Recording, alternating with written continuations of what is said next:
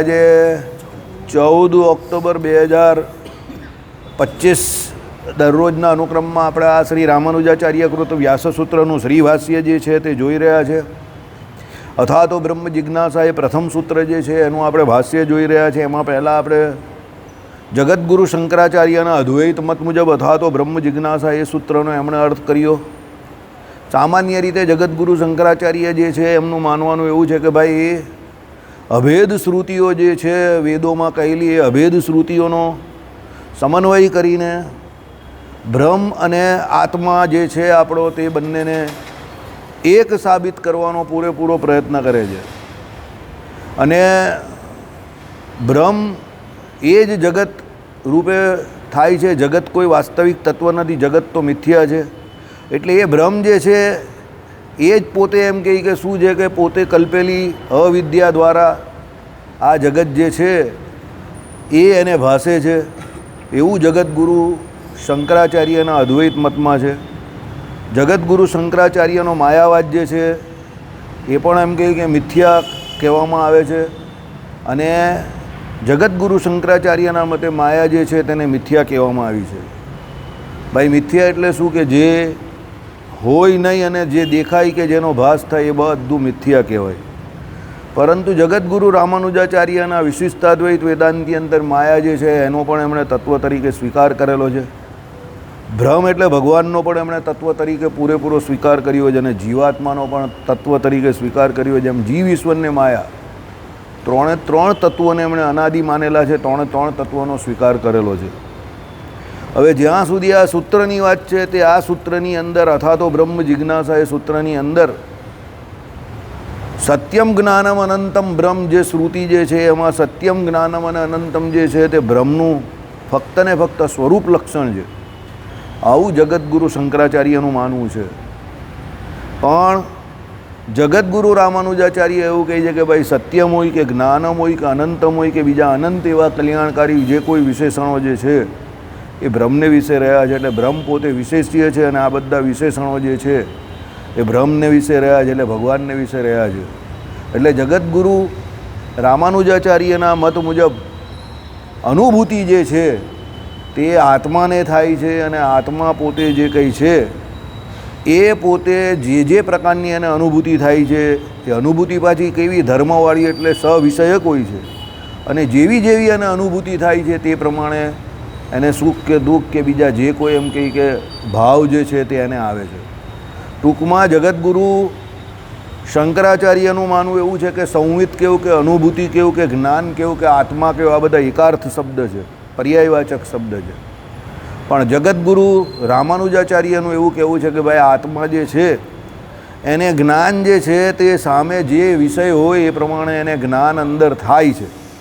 વસ્તુતઃ જ્ઞાન પોતે આત્મા નથી, સામે જેવો વિષય હોય એ પ્રમાણે એને અનુભૂતિ જેવી એવી થાય છે. એટલે અનુભૂતિ એટલે જ્ઞાન. એટલે જગતગુરુ રામાનુજાચાર્યના મત મુજબ આત્મા અને એને થતું જ્ઞાન એ અલગ વસ્તુ છે. આત્મા જે છે એને બધી અલગ અલગ પ્રકારની દરેક અલગ અલગ વિષયવાળી અનુભૂતિ થાય છે. એ અનુભૂતિ એ પોતે જ્ઞાન છે. અને એ પ્રમાણે એમ કહે કે એ પોતે પોતાનું જે કંઈ એને સુખ કે દુઃખ કે એની વર્તણૂક જે પ્રમાણેની કરવી હોય એ પ્રમાણે એની એને થતી હોય છે. કહેવાનું તાત્પર્ય એવું છે કે ભાઈ કોઈ પણ અનુભૂતિ જે છે તે ધર્મ વગરની નથી. અને જો તમે ધર્મને સિદ્ધ ન કરી શકો તો અનુભૂતિને પણ સિદ્ધ કરી શકો નહીં. એટલે જગતગુરુ રામાનુજાચાર્યનું એવું કહેવું છે કે તમે એમ કહેવું કે કોઈ અનુભૂતિ ધર્મ વગરની છે તો તમે એને અનુભૂતિ છે એવું સિદ્ધ ન કરી શકો. અને તમે એમ સિદ્ધ કરો કે જો કોઈ અનુભૂતિ છે તો એ અનુભૂતિ હંમેશા સવિષયક એટલે વિષયવાળી જ હોય. અને એ હંમેશા કેવી હોય? ધર્મવાળી જ હોય. એટલે ધર્મી અને ધર્મ જે છે ગઈકાલે આપણે બોર્ડ ઉપર પણ જોયું કે આત્મા જે છે એનું અમર્થપણું જે છે તે તેની સાથે જ રહ્યું છે. એ જ એનું કર્તાપણું છે. અને એ જે એનું કર્તાપણું જે છે તે જ આત્માનું જ્ઞાતાપણું છે. કેમ જ્ઞાતાપણું છે? કે જ્ઞાતા એટલે જાણનારો. તે કોણ? આત્મા. એટલે અમર્થ પોતે એટલે હું જાણનારો. અમર્થનો અર્થ શું? હું. તો હું જાણનારો. તો એ હું જાણનારો એ જે કહે છે તે એનું જ્ઞાતાપણું સિદ્ધ કરે છે. અને જે જ્ઞાતા હોય એ જ કરતા હોઈ શકે. એટલે આત્મા પોતે જ્ઞાન સ્વરૂપ જ નહીં, પણ જ્ઞાન ગુણવાળો એટલે જ્ઞાતા પણ છે. આત્મા જ્ઞાન સ્વરૂપ છે એનો મતલબ એવો થાય કે આત્મા પોતે પોતાને જાણે છે, અને આત્મા જ્ઞાતા એટલે જ્ઞાન ગુણવાળો છે, એટલે એનો મતલબ એવો થાય કે સામે જે કોઈ વિષય હોય છે તે બીજા વિષયોને જાણે છે, એટલે એને જ્ઞાતા કહ્યો છે. એટલે જગતગુરુ રામાનુજાચાર્યના મત મુજબ આત્મા જે છે એ પોતે જ્ઞાન સ્વરૂપ પણ છે, અને એની જોડે જ્ઞાન નામનો ગુણ જે છે એટલે એ જ્ઞાન ગુણક પણ છે. એટલે જ્ઞાન નામનો ગુણ જે છે તે પણ એ આત્માની સાથે રહ્યો છે. બીજા અનંત કલ્યાણકારી ગુણો પણ આત્માની સાથે રહ્યા છે. જ્ઞાનની સાથે સૌથી મોટો બીજો ગુણ આનંદ. આત્મા પોતે સુખી છે, આનંદી છે, અને આનંદ નામનો ગુણ જે છે તે પણ આત્માની સાથે ને સાથે જ રહ્યો છે. એટલે કહેવાનો મતલબ શું છે? જગતમાં સુખ જે છે તે આત્મા એટલે બ્રહ્માનંદ એટલે ભગવાનમાં, આત્માનંદ એટલે આત્માની અંદર, નિત્ય વિભૂતિ જે કંઈ અક્ષરધામમાં, આ બધી જગ્યાઓ ઉપર જ સુખ છે. બાકી માયામાં કોઈ સુખ છે નહીં. માયામાં તમે પોતાના અજ્ઞાને કરીને સુખ માની બેઠા છો, બાકી વાસ્તવિકતામાં સુખ તમને પોતાના આત્માનું જ આવે છે. પણ એ એવું માને છે કે મને સામેના વિષયમાં સુખ આવે છે એટલે એને એવું સુખ લાગે છે. બાકી વસ્તુતા એ સુખ તો જે અનુભૂતિ જે થાય છે તે તો આત્માને જ થાય છે, પણ એને એવું લાગે છે કે મને આ કરવાથી સુખ થાય છે એટલે એવું છે. સમજો, જો વસ્તુમાં સુખ હોય તો તમે 10 લાડુ ખાઓ તો પછી 11મો કેમ નહીં ખાતા? તમે કહ્યું કે ધરાઈ ગયો, બરાબર? ચાલો, કોઈ કામી વ્યક્તિ છે તો કામ ભોગ કરે છે, તો પછી કામ ભોગ કરીને પછી કેમ પાછો કામ ભોગ નહીં કરી શકતો? એટલે કહેવાનો મતલબ શું છે કે ભાઈ વિષયમાં સુખ નથી. જો વિષયમાં સુખ હોય તો જીવ આખો દિવસ વિષય ભોગ કર્યા કરે. ચિત્રકેતુ રાજાને 1 કરોડ સ્ત્રી હતી, તો 1 કરોડ સ્ત્રીને મૂકીને જંગલમાં તપ કરવા ગયા, તો જો વિષયમાં સુખ હોય તો પછી 1 કરોડ સ્ત્રીને કેમ છોડે? એટલે સુખ વિષયમાં નથી, આત્મામાં અને પરમાત્મામાં સુખ છે. પણ પેલા વિષયને જોઈને પેલા જીવાત્માને એવું થઈ ગયું છે કે હું એ માની લીધું છે કે મને આમાં સુખ મળે છે, એટલે એ વિષયો પાછળ ગાંડો થાય છે. બાકી સુખ એનામાં છે, પોતાનામાં, અને પરમાત્મામાં સુખ છે, માયામાં સુખ નથી. ભગવાને કહ્યું પ્રમાણે માયામાં કદાચ સુખ મૂકેલું છે ભગવાને, એક ક્ષણિક સુખ છે, પણ એ ક્ષણિક સુખને પેલો ઓળખી નહીં શકતો જીવ. લાડુ ખાધો તો એને ભૂખ લાગી એટલા લાડુ ખાધા ત્યાં સુધી બરાબર, પછી ખાઈ શકે છે. ઢોસા ખાધા તો જેટલા ભૂખ લાગી એટલા ખાધા ત્યાં સુધી સુખ છે. રોટલો ને રીંગણનો ઓળો ખાધો તો જ્યાં સુધી ખાધો જેટલું પેટ ભરાય એટલું ખાધો, પછી સુખ છે, પછી નહીં. ખીચડી કઢી ખાધા તો એ પ્રમાણે, પુલાવ કઢી ખાધા તો એ પ્રમાણે, પછી એનાથી વધારે ના ખાઈ શકે. દૂધપાકને પૂરી ખાધા તો જેટલા એને પેટમાં જગ્યા એટલું ખાય એટલું સુખ, પછી ના ખાઈ શકે. કહેવાનું તાત્પર્ય શું છે? માયામાં સુખ જે છે તે ક્ષણિક છે, ક્ષણભર. પણ જીવ અને પરમાત્મામાં, જીવમાં એનાથી વિશેષ સુખ છે, અને પરમાત્મામાં સૌથી વધારે સુખ છે. આનંદ ઘન, આનંદનો સમુદ્ર છે. કોણ? એ ભગવાન પરબ્રહ્મ પુરુષોત્તમ નારાયણ. એટલે ભગવાન શ્રી હરિએ વચનામૃતમાં ચોખ્ખું કહ્યું કે કોઈ જીવને સમાધિમાં જો ભગવાન સંબંધી સુખ થયું હોય તો એને એવું લાગે કે હું એમ કહી કે યુગ યુગથી આ સુખ ભોગવી રહ્યો છું, એટલું બધું સુખ એને આવે. ક્ષણિક સુખ થયું હોય તો સમાધિમાં, એટલે સમાધિમાં થયેલું ક્ષણિક સુખ યુગ યુગથી સુખ ભોગવતો એટલું મોટું સુખ લાગે, તો એ સમાધિમાં એને કોનું સુખ આવે છે? તો એને પરમાત્માનું સુખ આવે છે. તો એ થોડુંક ક્ષણિક સુખ એને યુગ યુગથી સુખ ભોગવતો એવું લાગે. સમજો, એટલે કહેવાનો મતલબ શું છે ભાઈ? શાસ્ત્રકારો જે કહી છે કે ભાઈ આત્મા અને પરમાત્મામાં સુખ છે, એટલે એનું જ તમે ચિંતન કર્યા કરો. એટલે આત્મનિષ્ઠા અને ભગવાનનું મહાત્મય એને ભગવાને વચનામૃતના પાને પાને દ્રઢ કરવાનું કહ્યું છે કે ભાઈ મૂળ આ 2 તત્વો છે એને પકડી રાખો, એક ભગવાન અને બીજો તમારો પોતાનો આત્મા. એટલે તમે પોતે, આત્મા પોતાનો નથી, આત્મા તમે પોતે જ છો. તમે જે હું કહું તે આત્મા તમે પોતે જ છો. તમે આત્મા છો એ જ તમારી ઓળખાણ છે. સમજો, એટલે તમે એમ કહો કે મારો જીવ તો મારો જીવ નહીં, તમે પોતે જ જીવ છો. તમારો જીવ એટલે તમે જીવથી જુદા થઈ ગયા, પણ તમારો જીવ તમારાથી જુદો નથી. તમે જે છો તે જ જીવ છો. પણ આપણે વાસ્તવિકતામાં શરીરને પોતાનું માનીએ જ, એટલે એમ કહીએ જ કે મારો જીવ એવો છે, એટલે મારો એટલે શરીરનો જીવ એમ. પણ તમે શરીર નથી, તમે જીવ છો. આ પેલું કેવી વાત છે કે એક સિંહનું બચ્ચું હતું ને, તે નાનું હતું ત્યારે વિખૂટું પડી ગયું, પાણી પીવા ગયું તો વિખૂટું પડી ગયું. તો પછી બકરાના જે કોઈ પેલો એ હતો તેની જોડે રહેતું થઈ ગયું, તો મોટું થઈને બે કરવા માંડ્યું. એટલે એનો દાળ જ નહીં નીકળે. પેલા બકરીઓ બે કરે તેમ એ બી એમ નાની નાની અવાજ પાડે. પછી એક દિવસ એક સિંહ એને પાણી પીતા જોઈ ગયું પેલા બકરીના બચ્ચા જોડે. તેણે પછી ઉચકીને એને એકાંતમાં લીધું ને એને કહ્યું કે આ બધા જેટલા બકરીના બચ્ચા છે ને એ તો તારાથી ડરવા જોઈએ, તારે એની જોડે ફરવાનું નથી. જોરમાં તરાડ પાડ. એટલે એણે જોરમાં તરાડ પાડી તો પેલા બકરીના બચ્ચા બધા ભાગી ગયા. એમ આપણો જીવ જે છે તે એવો છે, આપણે તરાડ પાડવાની છે એટલે ઇન્દ્રિયો અંતઃકરણ આપણાથી ડરે. પણ આપણે શું છે પેલા બકરીના બચ્ચાની જેમ ઇન્દ્રિયો અંતઃકરણ જોડે એના જેવા થઈ ગયા છે. હા તું જે કહે તે જા, તારે જે કહે એ જ મારે કરવાનું છે. એટલે એના ભેળા આપણે એના જેવા થઈ ગયા. આપણું વાસ્તવિક સ્વરૂપ એ નથી. એટલે અહીંયા ભગવાન એ જ કહે છે કે અનુભૂતિ જે છે તે સિદ્ધ કરવી હોય તમારે તો એ અનુભૂતિ એના ધર્મથી સિદ્ધ થાય, નહીં તો સિદ્ધ થાય નહીં, એવું ભગવાન રામાનુજાચાર્યએ કહ્યું.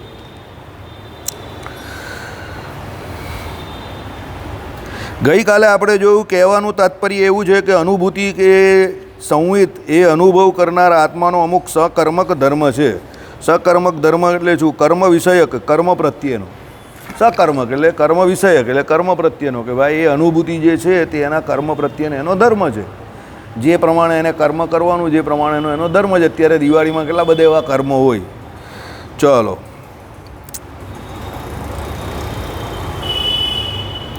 એના જ્ઞાન, અવગતિ, સંવિત વગેરે બીજા નામ છે. જો એટલે અનુભૂતિ જે છે આપણે હમણાં જ વાત કરીને, અનુભૂતિ છે એના જ એકાર્થવાચક શબ્દ શું છે? તો જ્ઞાન છે, સંવિત છે, તમે અનુભૂતિ છે, આ બધા એક સરખા શબ્દ છે. અનુભૂતિ એ તમારું જ્ઞાન જ છે. અનુભૂતિ શું છે? તો એ તમને થયેલું જ્ઞાન છે. શું? તો સામે જે વિષય છે તે પ્રમાણે તમને અનુભૂતિ એટલે જ્ઞાન થાય છે. સમજો. હવે સામાન્ય રીતે આપણે એવું થાય કે ભાઈ જે જ્ઞાની વ્યક્તિ હોય તે તો સુખી હોવો જોઈએ ને, તો જ્ઞાની વ્યક્તિ બધા જગતમાં દુઃખી કેમ દેખાય છે? અરે ભાઈ જ્ઞાન જે છે અને તે તો જાણપણું છે ને. જ્ઞાન એટલે તો જાણપણું કહ્યું ને. તો જ્ઞાન જે છે તે આત્મા પરમાત્મા વિષયક આપણે જે કહ્યું એ જ એને સુખ આપનારું છે. માયા સંબંધી તો દુઃખ આપનારું જ છે, કારણ કે એ તો હે છે, ત્યાજ્ય છે. પણ એને પણ શાસ્ત્રકારોએ જ્ઞાન તો કહ્યું જ છે, કારણ કે જાણવાનું તો એ પણ છે. તો પછી પેલો જાણે ને આખી જિંદગી માયા સંબંધી જ્ઞાન જે છે બધી માહિતી મેળવ્યા કરે તો અંતે એને ભાગે શું આવે? દુઃખ આવે. આઈડિયા આવી ગયો તમને? અને એ પોતે પોતાના સ્વરૂપને ઓળખવા માટે ભગવાનના સ્વરૂપને ઓળખે અને ભગવાનનું ધ્યાન ભજન ઉપાસના કરે તો એના ભાગે સુખ આવે અંતકાળે. સમજો. એટલે જ્ઞાન જે છે તે બહુ મોટો બ્રોડ સ્પેક્ટ્રમ છે. બરાબર? ટર્મિનોલોજી એની જે છે તે બહુ બ્રોડ સ્પેક્ટ્રમ છે. જ્ઞાનનો અર્થ અહીંયા એવો નહીં લેવાનો તમારે કે જ્ઞાન એટલે સુખી જ. જ્ઞાન તો સવિષયક છે. તો એ વિષયો જેવા હોય એવું જ્ઞાન થાય, એવી અનુભૂતિ થાય, એવી સંવિત થાય. હવે એ વિષયોનું સિલેક્શન કોણ કરે? તો પેલો જ્ઞાતા આત્મા કરે. હવે તમારું સિલેક્શન જ ખોટું હોય, બરાબર, પછી તમે છેલ્લે એમ કહો કે મેં જેની ઉપર ભરોસો કર્યો એ બધાએ મારી જોડે શું કર્યો? વિશ્વાસઘાત કર્યો. પણ હવે એ જ્ઞાતા તરીકે તમારું સિલેક્શન ખોટું હતું ને. કારણ કે આત્માને કાલે આપણે ત્યાં બોર્ડ ઉપર લખ્યું એ પ્રમાણે જ્ઞાન ગુણક પણ છે. એટલે એ સામેવાળા વ્યક્તિને ઓળખે છે. તો તમે એને ઓળખવામાં થાપ ખાઈ ગયા એટલે દુઃખી થયા. એટલે જ્ઞાન નામનો ગુણ જે છે એના દ્વારા એ બીજા સામેના વિષયોને ઓળખે છે. જ્ઞાન સ્વરૂપ છે એનાથી એ પોતે પોતાના સ્વરૂપને ઓળખે છે. અને જ્ઞાન નામનો ગુણ છે એનાથી એ સામેવાળાને ઓળખે છે. હવે એ જ્યારે સામેવાળાને ઓળખવામાં ભૂલ કરે છે એટલે એ દુઃખી થાય છે. એટલે આપણે એમ કહીએ તો જ્ઞાની છે તો દુઃખી કેમ થયો? અરે ભાઈ જ્ઞાની છે પણ દુઃખી તો થઈ શકે છે ને. કારણ કે એણે જ્ઞાનનો ઉપયોગ જે છે તે દુઃખી થાય એવા વિષયોને જાણવા માટે કરેલો છે. હવે એને એનું જ્ઞાન થયું કે આનાથી દુઃખી થઈશ એટલે પછી એ આત્મા એટલે પોતાના સ્વરૂપનો અને ભગવાનના સ્વરૂપને જાણવામાં પ્રયત્ન કરશે. એટલે એના જ્ઞાતાપણાનો ઉપયોગ એ એમાં બેમાં કરશે તો પછી એ દુઃખી ન થશે. આઈડિયા આવે છે? એટલે જ્ઞાતા હોવું કે જ્ઞાની હોવું કે જ્ઞાન હોવું એ શબ્દનો અર્થ એવો નહીં લેતા તમે કે ભાઈ એ સુખી જ હોય. સમજજો. ઘણા લોકો મને એવું પૂછે છે કે જે જ્ઞાની હોય એ બહુ દુઃખી થાય એવું કેમ? પણ એ લોકોને જો એનો અર્થ નહીં ખબર પડતી કે જ્ઞાની હોવું એનો અર્થ શું છે. એ તો એના વિષય ઉપર આધાર છે ને, કે કયો વિષય સિલેક્ટ કરે છે. કારણ કે જે કોઈ સામે વિષય છે એ વિષય એને સુખ કે દુઃખ આપનાર છે. સમજો. એ જ્ઞાતા પોતે એને સુખ કે દુઃખ થોડો આવે છે. જ્ઞાતા જ્યાં સુધી પોતે પોતાના સ્વરૂપમાં રમણ કરે ત્યાં સુધી તો દુઃખી થવાનો જ નહીં. શ્રીજી મહારાજે શું કહ્યું? ગમે તેવો પામર જીવ હોય પણ જો ભગવાનના સ્વરૂપને વિશે નિર્વિકલ્પ સ્થિતિને વિશે પામેલો હોય અને શાંતિથી ભગવાનનું ભજન કરતો હોય તો એને ગમે એવા પંચ વિષય હેરાન કરે નહીં. અને જો બ્રહ્માજી અને શિવજી કે પછી બીજા જે કોઈ મોટા મોટા ઋષિમુનિઓ થયા એ પણ જો પોતાની નિર્વિકલ્પ સ્થિતિને છોડીને જો સવિકલ્પ સ્થિતિમાં પહોંચ્યા તો એના જેવા મોટા પોતપોતાના સ્થાનો પરથી પદ ઉપરથી નીચે પડી જાય અને એ બધાને પણ શું લાગી ગયા?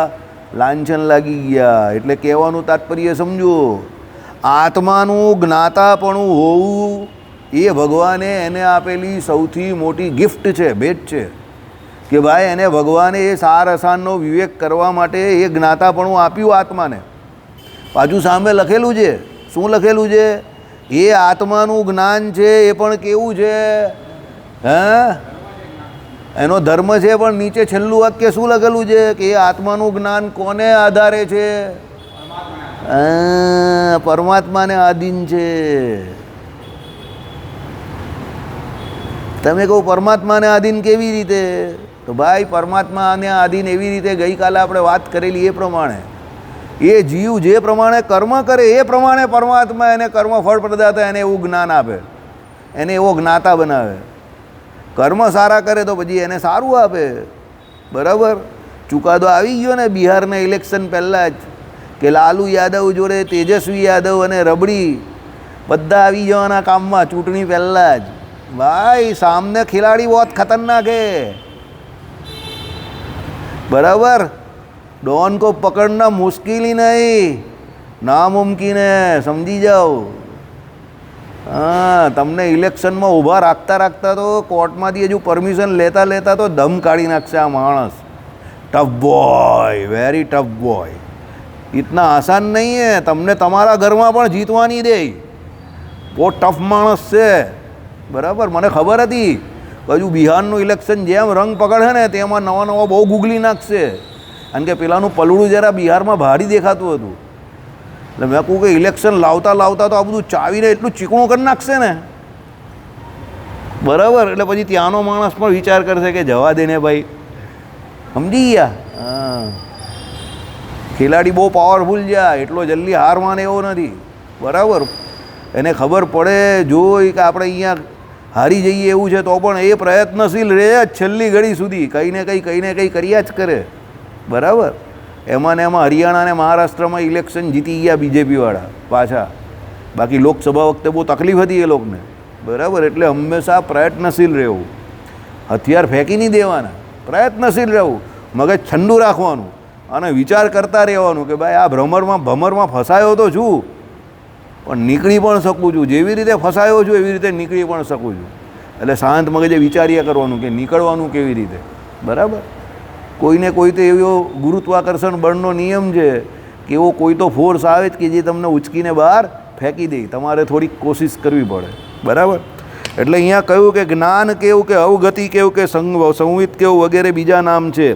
પોતાના આશ્રય આત્માને પોતાના અસ્તિત્વ માત્રથી કોઈ એક વસ્તુ વ્યવહાર યોગ્ય કરી આપવી એ જ ધર્મ એટલે અનુભૂતિનો સ્વભાવ છે. વસ્તુ એટલે વિષય. સામે જે વિષય હોય એ જ્ઞાતા જે છે એને એનું જ્ઞાન થાય એ અનુભૂતિ. આપણે ભૂમિકામાં એકદમ સરળતાથી સમજાવી દીધું છે. આમાં બધા અઘરા અઘરા શબ્દો છે. બરાબર? શું કે ભાઈ તમે અત્યારે સામે બેઠા છો, હું જ્ઞાતા છું, તો હું તમને બધા અલગ અલગ વિષય છે તે બધાને ઓળખું છું.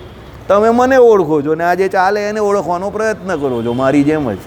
હું ઓળખું છું કે આ ભાઈ મેહુલભાઈ છે, આ ભાઈ જગી છે, આ ભાઈ વિમલ છે, આ ભાઈ વિશાલ છે, આ ભાઈ કમલભાઈ છે. તો આ બધા અલગ અલગ વિષયો છે. તો આ બધા વિષયોને ઓળખું છું. તો આ મારું શું છે? જ્ઞાન છે, સંવિત છે કે અનુભૂતિ છે. આ બાપા છે, આ પેલો દીકરો છે, આ પેલા ભાઈ આપણા જે બહુ વખત પછી પાછા સત્સંગમાં બેઠા હમણાં તે છે, આ ભાઈ 74 વર્ષના પેલો કહીને કે ઝંડુ 45ની એડવર્ટાઇઝમાં લેવા જેવી યાદશક્તિ છે. બરાબર? અમારા જૂનાને જાણીતા. પછી વિજયભાઈના ખાસ છે. વિજયભાઈ પ્રદક્ષિણામાં એકવાર તો એમનું નામ દે જ કે કાકા એમ કે આ ઉંમરે બી બહુ એક્ટિવ છે એમ કહી યાદ જબરું રહી છે એમને. हाँ 74 साल के जवान आदमी बराबर आ सरदारजी આપણા એકદમ બિંદાસ એમને કંઈ ચિંતા જ નથી બરાબર એકદમ અસરદાર બરાબર આ વિમલના પપ્પા પાછા હમણાં પાછા આવતા થયા છે થોડા દિવસ વિમલ મહેરબાની કરે તો આવે વિમલ મહેરબાની નહીં કરે તો નહીં આવે બરાબર વિમલ ઉપર આધાર રહી ગયો કારણ કે હવે મારા પપ્પા જેવું થઈ ગયું મારા પપ્પાને પણ એવું અમે લોકો લઈ જઈએ તો જવાય પણ એ પણ જબરજસ્તી કારણ કે એમનાથી તો જવાય એવું જ નથી એને તમને તો સારી હજુ ભગવાને બહુ સારા રાખેલા છે કે હજુ હાલતા ચાલતા છે કહેવાનું તાત્પર્ય શું છે કે આ બધા અલગ અલગ વિષય જે છે તમારું નામ મનીષ છે ને મનોજ હા તો બધા અલગ અલગ વિષય જે છે તે અલગ અલગ વિષયનું શું થાય તો આત્માને આ જ્ઞાન થાય છે તો એ જ્ઞાન છે તે અનુભૂતિ કેવું આપણે શું છે અનુભૂતિ શબ્દને કંઈ બહુ મોટો બનાવી દીધેલો છે એટલે આપણે એવું લોકો અનુભૂતિ અરે અનુભૂતિ એ જ્ઞાન જ છે સમજો બીજું કાંઈ નથી બરાબર ચાલો હવે આણે શું અંદર લખ્યું તે જોઈએ પ્રકાશ કરવી પ્રકટ કરવી એટલે જ્ઞાન થવું પ્રકાશ થવું બરાબર ચાલો એ ધર્મ અનુભૂતિનો સ્વભાવ છે અને હું ઘટ જાણું છું આ પદાર્થ મને અવગત થાય છે ઘટનું હું સંવેદન કરું છું સંવેદન એટલે પણ જ્ઞાન જ થાય જો પેલું ખરું જ હતું આપણું પેલા 3 શબ્દ હતા ને સ્વયં પ્રકાશ પ્રકાશ અને સંવેદન પ્રકાશ એટલે શું તો પ્રકાશ કોનો થાય સામે જે તમારા જ્ઞાનની ત્રિજ્યામાં જે વિષય હોય તે બધાનો પ્રકાશ થાય તો પ્રકાશ કોનો થઈ શકે તો જળ ને ચેતન બંનેનો થઈ શકે તો એ પ્રકાશ થવું કહેવાય સ્વયં પ્રકાશ કોણ તો જીવાત્મા કેમ એ જીવાત્મા કોને પ્રકાશ કરે છે તો એના જ્ઞાન દ્વારા એ કોણ પેલા સામે જે કોઈ જળ અને ચેતન બંનેને કરે છે અને ત્રીજો શબ્દ સંવેદન તો સંવેદન એટલે શું જ્ઞાન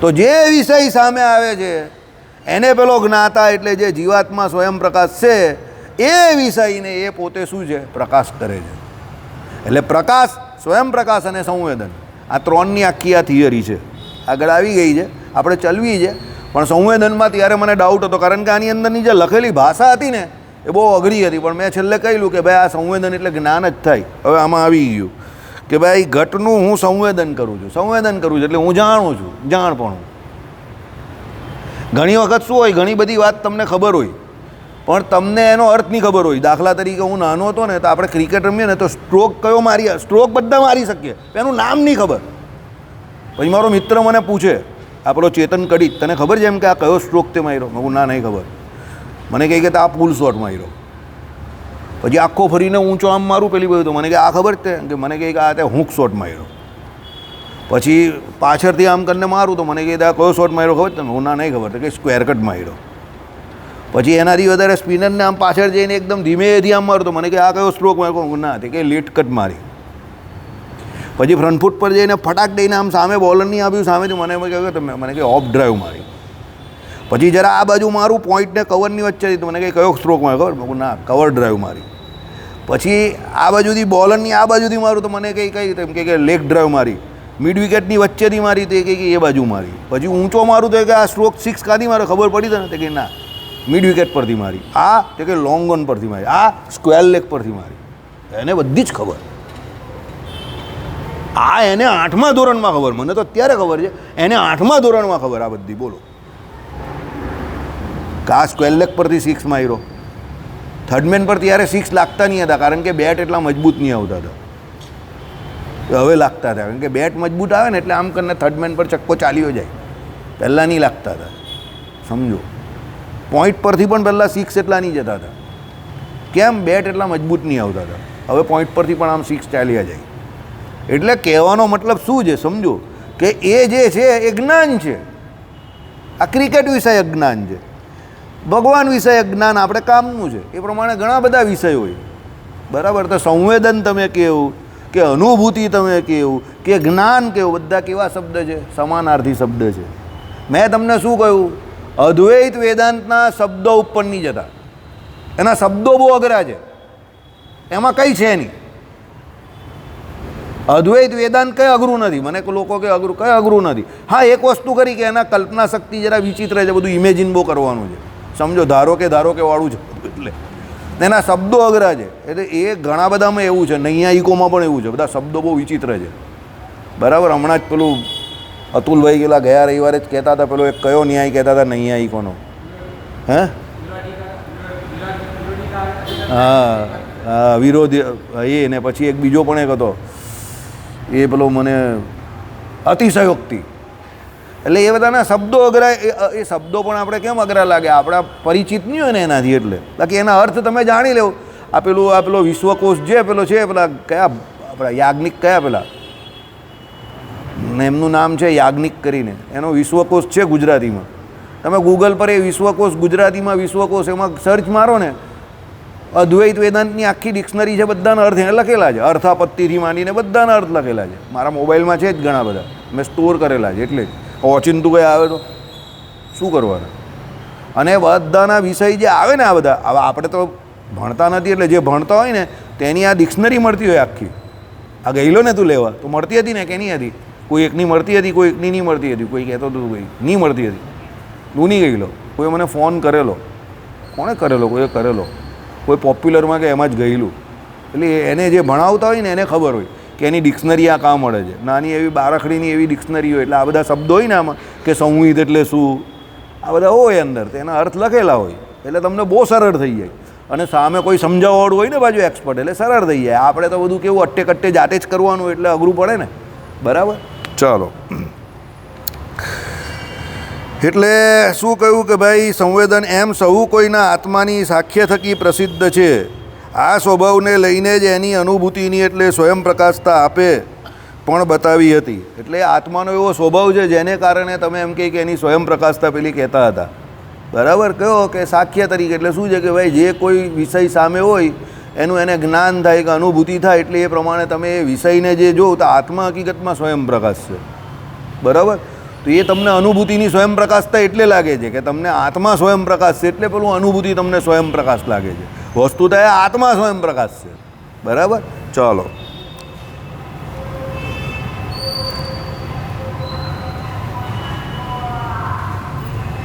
જો આ સ્વભાવને લઈને જ એની એટલે અનુભૂતિની એટલે જ્ઞાનની સ્વયં પ્રકાશતા આપે પણ બતાવી હતી. એટલે જ્ઞાન સ્વયં પ્રકાશ છે. બરાબર, જ્ઞાન સ્વયં પ્રકાશ એટલે શું છે સમજો કે આત્માને એ જાણવા માટે બીજા કોઈની જરૂર પડતી નથી. હવે તમે કહો પરંપરાગત રીતે તો એનો અર્થ પૂછેલો, આનો અર્થ અમે કેશુ સ્વામીને પૂછેલો કે ભાઈ તો પછી ગુરુ શિષ્ય પ્રણાલિકાનું શું લેવું?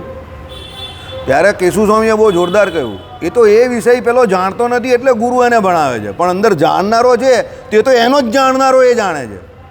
કોઈ જાણનારો ઉધારીનો નહીં લાવતો એ, અને એના જાણનારાને જે જાણપણું થાય છે કે જે ગુરુ ભણાવે છે તે, અને એનો જાણનારો જ્ઞાતા જેવો છે એની ઉપર જ એના જાણપણાનો આધાર છે. એટલે જ્ઞાતા જાણપણાવાળો જેની અંદર જાણપણું રહેલું છે એ વીક છે તો ગુરુ ગમે એટલું કરે ને પેલો નહીં સમજી શકે. સમજ પડે છે? એક ભાઈ આપણા અહીંયા ભણેલા છે, એક સ્વામીને અહીંયા જનમંગલ સ્તોત્ર ભણાવવા ગયા. મેં કહું ગલત જા રહે હો. ના, સ્વામીને એ ભણાવવા ગયેલા, સ્વામી એની પાસે ભણવા આવેલા. તો એક ભાઈ પાસે આવેલા તો મેં કહું ગલત જા રહે હો. તો કે કેમ? મેં કહું ગલત જા રહે હો. તો કે કેમ? મેં કહું ગલત જા રહે હો. અઠવાડિયા પછી પેલા ભણાવેલા ભાઈ કહે ગુરુ જય સ્વામિનારાયણ, મને આવડે છે આનો અર્થ, હું પણ ભૂલી જઈશ, એના કરતાં તમે કોઈ બીજા પાસે શીખી લો. સમજી ગયા તમે હું જે કહેવા માગું જ તે? આઈડિયા આવે છે તમને? એટલે ગુરુ પોતે કંટાળી ગયા કે ભાઈ તમે જાઓ અને મને ફ્રી કરો, તમે શીખી શકો નહીં. એટલે કેશુ સ્વામી અહીંયા એ કહેતા હતા કે પરંપરાગત રીતે પણ ગુરુ શિષ્યની જે પરંપરા છે એમાં ગુરુ એવા શિષ્યને જ કંઈ પણ શીખવી શકે કે એનો જ્ઞાતા જે છે તે મજબૂત હોય. સમજો, એનો જ્ઞાતા જે છે જેમાં જ્ઞાન રહેવું છે એટલે જાણપણું રહેવું છે એ બરાબર ન હોય તો ગુરુ ગમે એટલું કરે પેલો ન શીખી શકે. સમજ પડી ગઈ? આપણામાં એક ગુજરાતીમાં કહેવત છે, બોલવા જેવી નથી પણ હવે કહી દઉં છું, બધા સાંભળતા હોય તો બહુ ગંદી લાગશે પણ હવે એ કહેવત છે તો છે, જણવાવાળીમાં જોર ન હોય તો પેલી ડાયણ ગમે એટલું કરે કંઈ થાય નહીં. એ કહેવત છે. જણવાવાળી એટલે કોણ? પેલી જે બાઈ જે છે જેને એમ કહે કે પ્રસૂતા જે કહીએ ને આપણે તે. એટલે કહેવાનો મતલબ એવો છે ગુરુ શિષ્ય ગુરુ પરંપરાગત જ્ઞાન જે છે તે પણ કોના માટે છે કે પેલો જેનો આત્મા જ્ઞાતા જે છે તે જાણવાનો પ્રયત્ન કરે અને એને જાણવાનો આદરભાવ છે, અને એના પૂર્વના સત્કર્મને કારણે એને જાણવા માટે પૂરેપૂરો પ્રયત્નશીલ અને એની જોડે કેપેબલ પણ છે કે એને ગ્રહણ કરી શકે, તો જ એને ગુરુ ભણાવી શકે.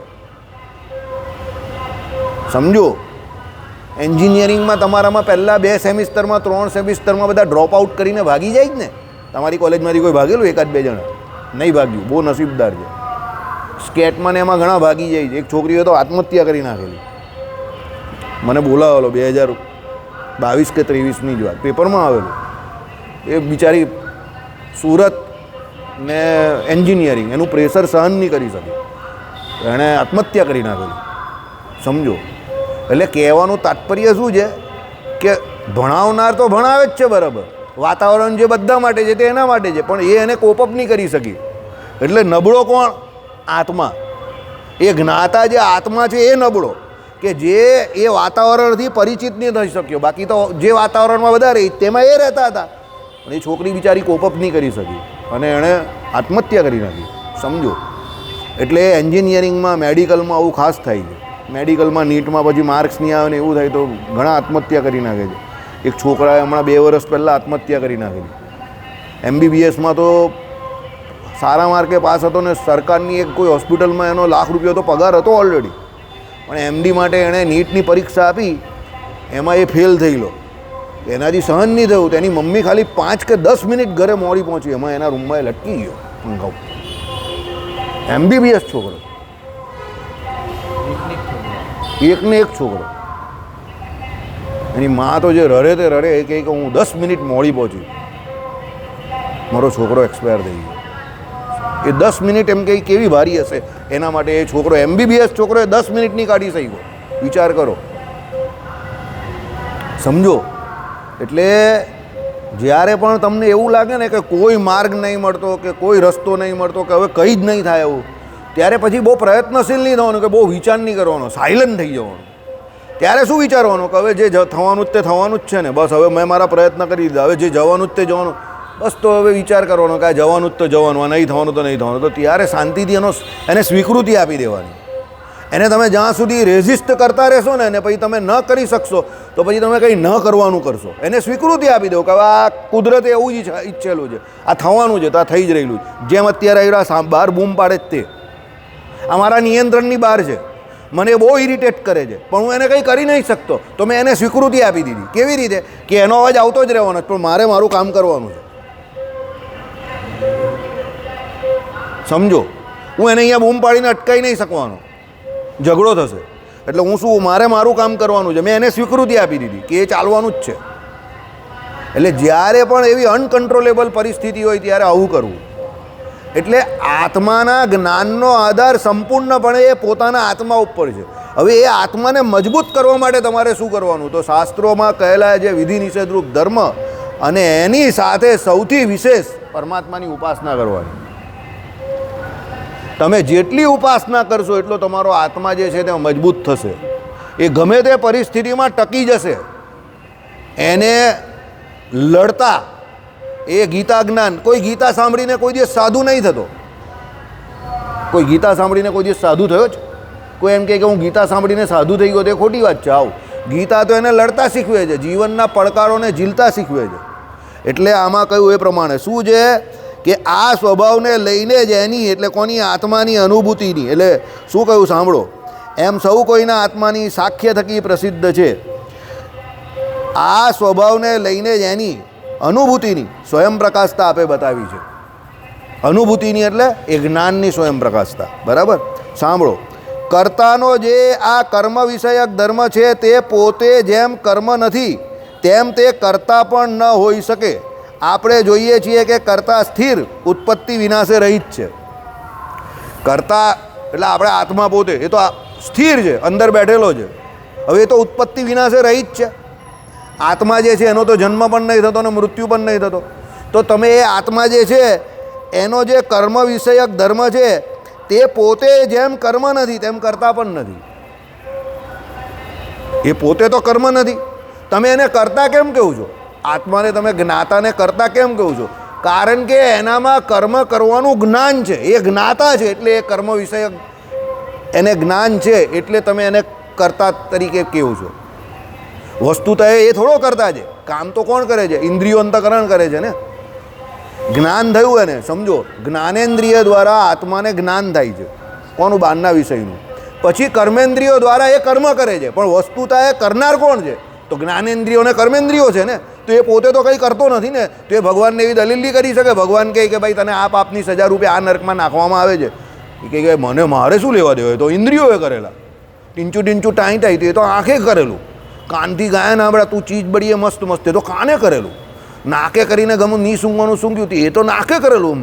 મને હું મુજે ક્યાં, હું તો આત્મા છું, હજાર અમારા છે દબે જ છું એમ કરીને ભગવાન આગળ ઊભો રહી જાય. તો ભગવાન કે વેરી ટેલેન્ટેડ, મારા ભણેલા મને ભણાવે.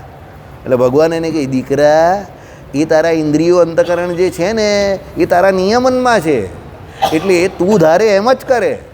તું એને મંદિરે લઈ આવે અને રામાનું જ ભાષ્ય સંભળાવે તો એ જ સાંભળે. અને તું ઘરે મસ્ત ટીવી ચાલુ કરે કે FM રેડિયો ચાલુ કરે ને સાંભળે, તું ચીજ બળીએ મસ્ત મસ્ત તો એ સાંભળે. એટલે કરતા તો તું જ થયો, એટલે ભોગતા પણ તું જ થયો. તો અભી નરક મેં કોણ જાયેગા? તું જાયેગા, તેરા નંબર આएगा. આएगा બાબા, આएगा, જરૂર આएगा. ભગવાન કહે બાપ બડા કે બેટા બડા? એટલે આપણે કહીએ બાપ. તો બાપ કોણ હે? તો કે હા હું છું ભગવાન. કહે એટલે ભગવાનને કોઈ ભણાવી શકે નહીં.